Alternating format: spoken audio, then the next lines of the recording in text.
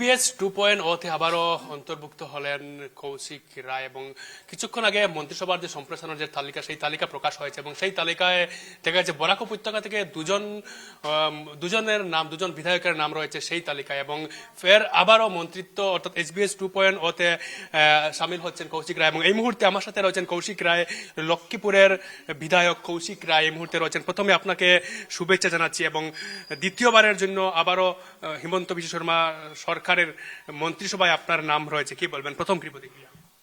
আমি মুখ্যমন্ত্রী ডক্টর হিমন্ত বিশ্ব শর্মা মহাশয়কে ধন্যবাদ জানাই যে পুনরায় মন্ত্রী হিসাবে উনি আমাকে দায়িত্ব দিয়েছেন। আর আমি সঙ্গে সঙ্গে আমি ভারতীয় জনতা পার্টি কেন্দ্রীয় নেতৃত্ব, রাজ্যিক নেতৃত্ব সবাইকে আমি ধন্যবাদ জানাচ্ছি যে তারা আমাকে উপরে এই গুরু দায়িত্ব দিয়েছেন। আর চেষ্টা করব যে আশা ভরসা নিয়ে দল এবং মুখ্যমন্ত্রী মহাশয় আমাকে এই দায়িত্ব দিয়েছেন, আগামী 5 বছর যাতে সততা এবং নিষ্ঠার সঙ্গে আমি কাজ করে যেতে পারি।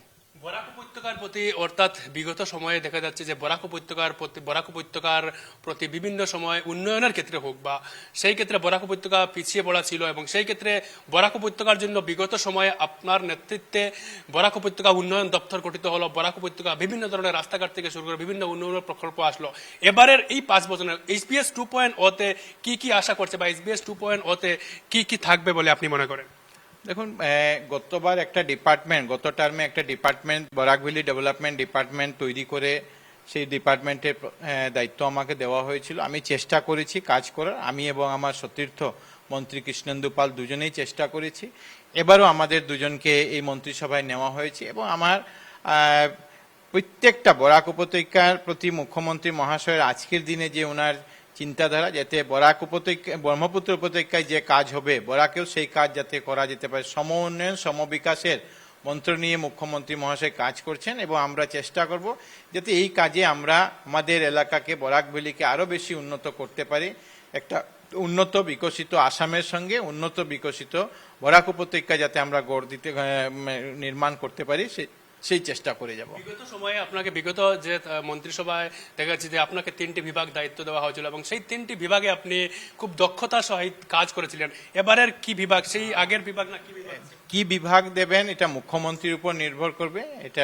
এটা আমার কোনো প্রায়োরিটি নেই যে এই বিভাগ পেতে হবে, কিন্তু মুখ্যমন্ত্রী যে বিভাগের দায়িত্ব দেবেন সেই বিভাগের মন্ত্রী হিসাবে ভালোভাবে সততা নিষ্ঠার সঙ্গে যাতে কাম করতে পারি সেই জন্য আসামের নাগরিকের আশীর্বাদ চাই, মা কামাখ্যারও আশীর্বাদ চাই। প্রশ্ন, আগামীকালের জন্য কি বলবেন?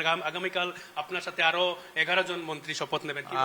মা কামাখ্যার আশীর্বাদ নেওয়ার জন্য আগামীকালকে যাব, মা কামাখ্যা মন্দিরে যাব, সেখানে পুজো দিয়ে মা কামাখ্যার আশীর্বাদ নিয়ে আগামীকাল যে মন্ত্রিসভার যে শপথ গ্রহণ অনুষ্ঠান সেই অনুষ্ঠানে উপস্থিত হব। ধন্যবাদ জানাচ্ছি। উনি ছিলেন কৌশিক রায় এবং কৌশিক রায় প্রথমবার বিধায়ক হয়ে গত বছর মন্ত্রিসভায় স্থান পেয়েছেন এবং এবার দ্বিতীয়বার লক্ষ্মীপুর বিধানসভা কেন্দ্র থেকে বিধায়ক হয়ে তিনি আবারও এসবিএস 2.0 স্থান পেয়েছেন। আমরা আশা করব বরাক উপত্যকার এই দুই মন্ত্রী বরাক উপত্যকার বিভিন্ন উন্নয়নমূলক কাজকর্ম এগিয়ে দেবেন এবং বরাক উপত্যকা বিগত সময়ে বহু উন্নয়নমূলক প্রকল্প বা বিভিন্ন ধরনের রাস্তাঘাট নির্মাণ হয়েছে এবং কৌশিক রায় ও কৃষ্ণেন্দু পালের হাত ধরে আবারও অসমের বিকাশ এবং অসমের বরাক উপত্যকায় আরো উন্নয়নমূলক